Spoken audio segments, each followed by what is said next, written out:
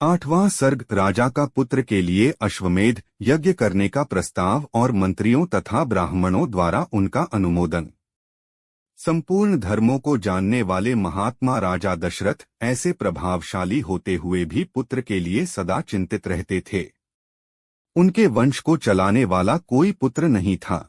उसके लिए चिंता करते करते एक दिन उन महामनस्वी नरेश के मन में यह विचार हुआ कि मैं पुत्र प्राप्ति के लिए अश्वमेध यज्ञ का अनुष्ठान क्यों न करूं। अपने समस्त शुद्ध बुद्धि वाले मंत्रियों के साथ परामर्श पूर्वक यज्ञ करने का ही निश्चित विचार करके उन महातेजस्वी बुद्धिमान एवं धर्मात्मा राजा ने सुमंत्र से कहा, मंत्रीवर, तुम मेरे समस्त गुरुजनों एवं पुरोहितों को यहाँ शीघ्र बुला ले आओ। तब शीघ्रता पूर्वक पराक्रम प्रकट करने वाले सुमंत्र तुरंत जाकर उन समस्त वेद विद्या के पारंगत मुनियों को वहां बुला लाए। सुयज्ञ, वामदेव, जाबाली, काश्यप, कुल पुरोहित वशिष्ठ तथा और भी जो श्रेष्ठ ब्राह्मण थे, उन सबकी पूजा करके धर्मात्मा राजा दशरथ ने धर्म और अर्थ से युक्त यह मधुर वचन कहा, महर्षियों, मैं सदा पुत्र के लिए विलाप करता रहता हूँ। उसके बिना इस राज्य आदि से मुझे सुख नहीं मिलता। अतः मैंने यह निश्चय किया है कि मैं पुत्र प्राप्ति के लिए अश्वमेध द्वारा भगवान का यजन करूं। मेरी इच्छा है कि शास्त्रोक्त विधि से इस यज्ञ का अनुष्ठान करूं। अतः किस प्रकार मुझे मेरी मनोवांछित वस्तु प्राप्त होगी, इसका विचार आप लोग यहाँ करें। राजा के ऐसा कहने पर वशिष्ठ आदि सब ब्राह्मणों ने बहुत अच्छा कहकर उनके मुख से कहे गए पूर्वोक्त वचन की प्रशंसा की। फिर वे सभी अत्यंत प्रसन्न होकर राजा दशरथ से बोले, महाराज, यज्ञ सामग्री का संग्रह किया जाए। भूमंडल में भ्रमण के लिए यज्ञ संबंधी अश्व छोड़ा जाए तथा सरयू के उत्तर तट पर यज्ञ भूमि का निर्माण किया जाए। तुम यज्ञ द्वारा सर्वथा अपनी इच्छा के अनुरूप पुत्र प्राप्त कर लोगे, क्योंकि पुत्र के लिए तुम्हारे हृदय में ऐसी धार्मिक बुद्धि का उदय हुआ है। ब्राह्मणों का यह कथन सुनकर राजा बहुत संतुष्ट हुए। हर्ष से उनके नेत्र चंचल हो उठे। वे अपने मंत्रियों से बोले, गुरुजनों की आज्ञा के अनुसार यज्ञ की सामग्री यहाँ एकत्र की जाए।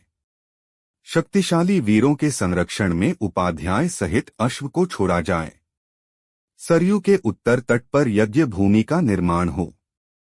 शास्त्रोक्त विधि के अनुसार क्रमश शांति कर्म का विस्तार किया जाए, जिससे विघ्नों का निवारण हो।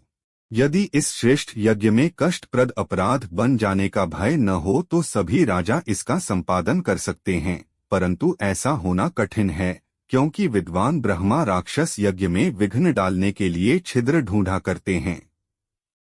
विधिहीन यज्ञ का अनुष्ठान करने वाला यजमान तत्काल नष्ट हो जाता है। अतः मेरा यह यज्ञ जिस तरह विधि पूर्वक संपन्न हो सके, वैसा उपाय किया जाए। तुम सब लोग ऐसे साधन प्रस्तुत करने में समर्थ हो। राजा के द्वारा सम्मानित हुए समस्त मंत्री पूर्ववत उनके वचनों को सुनकर बोले, बहुत अच्छा, ऐसा ही होगा। इसी प्रकार वे सभी धर्मज्ञ ब्राह्मण भी नृप श्रेष्ठ दशरथ को बधाई देते हुए उनकी आज्ञा लेकर जैसे आए थे वैसे ही फिर लौट गए। उन ब्राह्मणों को विदा करके राजा ने मंत्रियों से कहा, पुरोहितों के उपदेश के अनुसार इस यज्ञ को विधिवत पूर्ण करना चाहिए। वहां उपस्थित हुए मंत्रियों से ऐसा कहकर परम बुद्धिमान नृपश्रेष्ठ दशरथ उन्हें विदा करके अपने महल में चले गए। वहां जाकर नरेश ने अपनी प्यारी पत्नियों से कहा, देवियों, दीक्षा ग्रहण करो, मैं पुत्र के लिए यज्ञ करूंगा। उस मनोहर वचन से उन सुंदर कांति वाली रानियों के मुख कमल वसंत ऋतु में विकसित होने वाले पंकजों के समान खिल उठे और अत्यंत शोभा पाने लगे। इस प्रकार श्री वाल्मीकि निर्मित आर्ष रामायण आदि काव्य के बालकांड में 8वां सर्ग पूरा हुआ। 9वां सर्ग सुमंत्र का राजा को ऋष्य श्रृंग मुनि को बुलाने की सलाह देते हुए उनके अंग देश में जाने और शांता से विवाह करने का प्रसंग सुनाना। पुत्र के लिए अश्वमेध यज्ञ करने की बात सुनकर सुमंत्र ने राजा से एकांत में कहा, महाराज, एक पुराना इतिहास सुनिए, मैंने पुराण में भी इसका वर्णन सुना है। ऋत्विजों ने पुत्र प्राप्ति के लिए इस अश्वमेध रूप उपाय का उपदेश किया है, परंतु मैंने इतिहास के रूप में कुछ विशेष बात सुनी है। राजन, पूर्व काल में भगवान सनत कुमार ने ऋषियों के निकट एक कथा सुनाई थी। वह आपकी पुत्र प्राप्ति से संबंध रखने वाली है। उन्होंने कहा था, मुनिवरों, महर्षि काश्यप के विभांडक नाम से प्रसिद्ध एक पुत्र हैं। उनके भी एक पुत्र होगा जिसकी लोगों में ऋष्यशृंग नाम से प्रसिद्धि होगी। वे ऋष्यशृंग मुनि सदा वन में ही रहेंगे और वन में ही सदा लालन पालन पाकर वे बड़े होंगे। सदा पिता के ही साथ रहने के कारण विप्र वर ऋष्यशृंग दूसरे किसी को नहीं जानेंगे। राजन, लोक में ब्रह्मचर्य के दो रूप विख्यात हैं और ब्राह्मणों ने सदा उन दोनों स्वरूपों का वर्णन किया है। एक तो है दंड मेखला आदि धारण रूप मुख्य ब्रह्मचर्य और दूसरा है ऋतुकाल में पत्नी समागम रूप गौण ब्रह्मचर्य। उन महात्मा के द्वारा उक्त दोनों प्रकार के ब्रह्मचर्यों का पालन होगा। इस प्रकार रहते हुए मुनि का समय अग्नि तथा यशस्वी पिता की सेवा में ही व्यतीत होगा।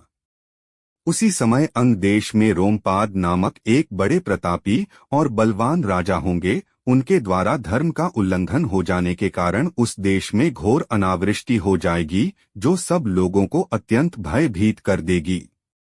वर्षा बंद हो जाने से राजा रोमपाद को भी बहुत दुख होगा। वे शास्त्र ज्ञान में बढ़े चढ़े ब्राह्मणों को बुलाकर कहेंगे, विप्रवरों, आप लोग वेद शास्त्र के अनुसार कर्म करने वाले तथा लोगों के आचार विचार को जानने वाले हैं, अतः कृपा करके मुझे ऐसा कोई नियम बताइए जिससे मेरे पाप का प्रायश्चित हो जाए। राजा के ऐसा कहने पर वे वेदों के पारंगत विद्वान सभी श्रेष्ठ ब्राह्मण उन्हें इस प्रकार सलाह देंगे, राजन, विभांडक के पुत्र ऋष्यशृंग वेदों के पारगामी विद्वान हैं।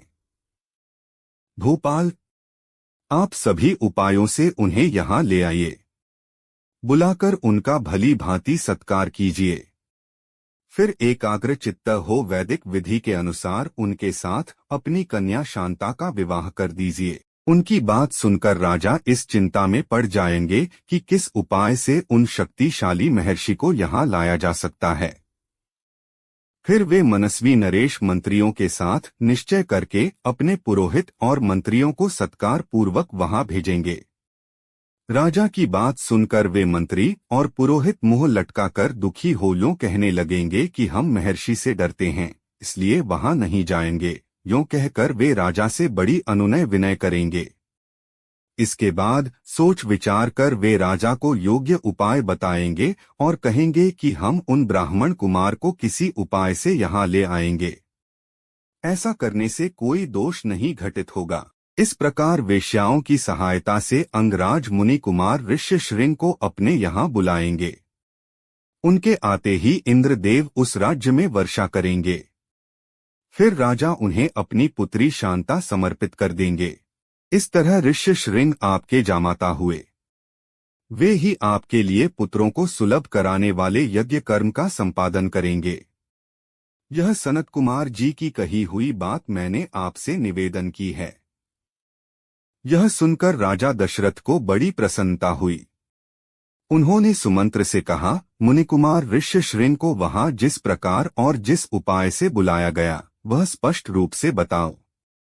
इस प्रकार श्री वाल्मीकि निर्मित आर्ष रामायण आदि काव्य के बालकांड में 9वां सर्ग पूरा हुआ।